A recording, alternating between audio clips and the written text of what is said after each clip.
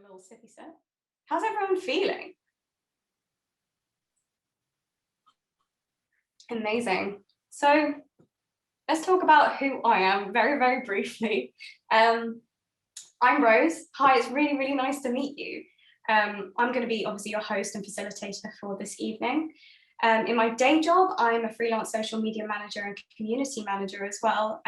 But also in my spare time, I'm an advocate for the planet, working in sustainability, and also I'm an advocate for destigmatizing and raising awareness and educating people on dyslexia. Obviously, I'm a dyslexic person myself. I'm also dyspraxic, hence why I've hosted I've teamed up with Creative Mornings, the beautiful people at Creative Mornings, to put on an event like this, so neurodiverse individuals like myself can finally have a space to be ourselves. Now, it would probably go amiss without me sharing my experience. And kind of the story as to why I wanted to host an event like this and why I think it's really, really important.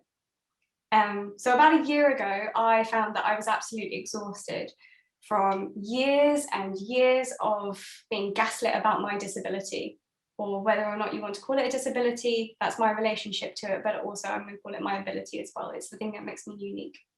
I found that hiding myself and compensating for other people's expectations of me or criticisms of me meant that over the years I had created toxic coping mechanisms, and these held me back from being truly comfortable in my skin, showing up as to who I was authentically.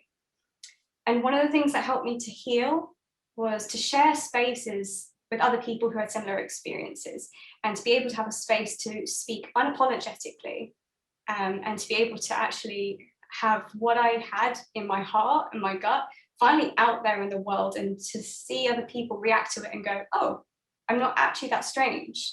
After all the years of being told that I'm weird or whatever, I'm actually just me and I'm okay. So hence why I wanted to open up a space like this for these wonderful individuals that you're going to hear from tonight.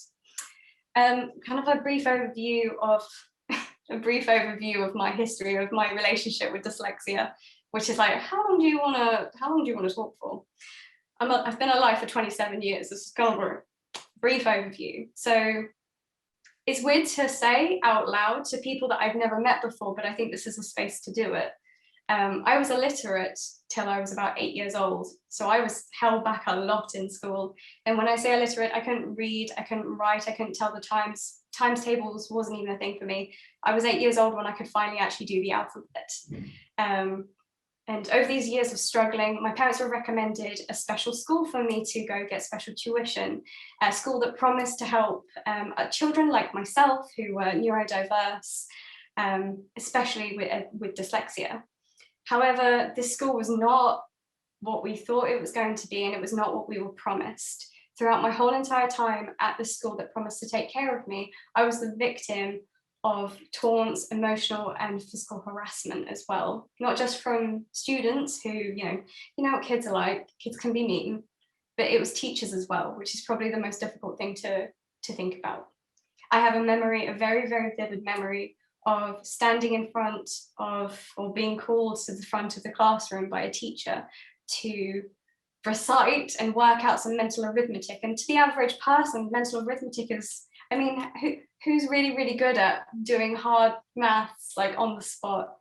But there I was, 8 years old, still kind of learning to read and write, and I completely froze. And the teacher was demanding from me, work it out. And then when I couldn't speak, when I couldn't breathe because I was so scared and so confused and so ashamed, I couldn't speak. Then the teacher started mocking me and using my words against me. And that's when the students in the classroom also started laughing at me. Now, this wasn't just a one-off occurrence. This is pretty much either a daily or let's say every other day. So I swiftly started to learn that there was something deeply wrong with me, and that something was wrong with me. That was the story that I started to get told. And that's something that many neurodiverse people at a very young age start to believe about themselves, which is a toxic belief. I kept on getting held back in school, and I kept on asking myself the question, well, why aren't I normal? Everyone else seems to be able to do it. Why can't I? And I don't know if this experience lands with any of you in the audience who might be neurodiverse, but one of my coping mechanisms was skipping class. I didn't have to be ridiculed if I wasn't going to be in the class. If I wasn't exposed to the ridicule and the harsh words, then I'd be safe. So I skived a lot. I skipped school for people who aren't British.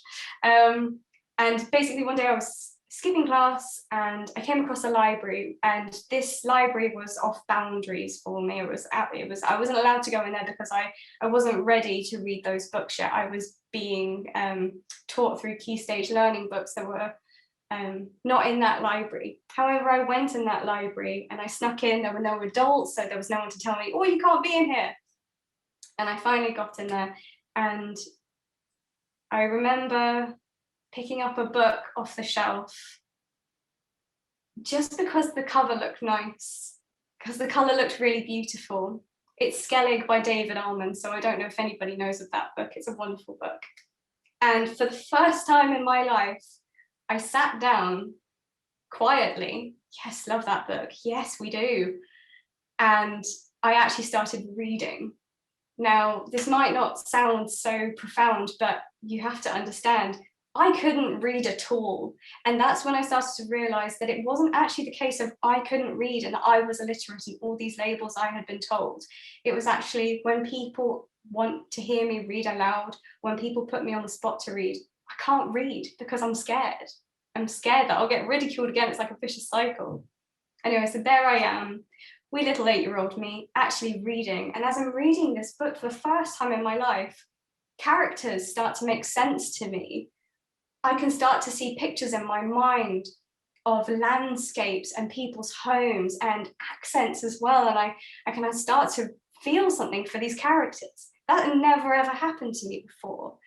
And in full rebellious fashion, not only had I broken into the library, I actually took that book, and I still have it to this day because I'm never giving that book back. That book means a lot to me. Anyway, so after this, I just kept on reading and reading and reading. And it just became something that I was like, I'd never been able to do this before. I can do this now. Books are amazing. Books are something that are wonderful. We are so lucky to have books. We're so lucky to have these things that ignite our imagination. Why was I so scared of these things all the more of my life? Anyway, so the reading became more reading, and then the reading became writing. And that's when things started to really change for me. I started writing, like actually writing. I couldn't write, like actually like pen to paper, like I couldn't write. And then all of a sudden I just started to feel like these words were just coming out of me, these concepts.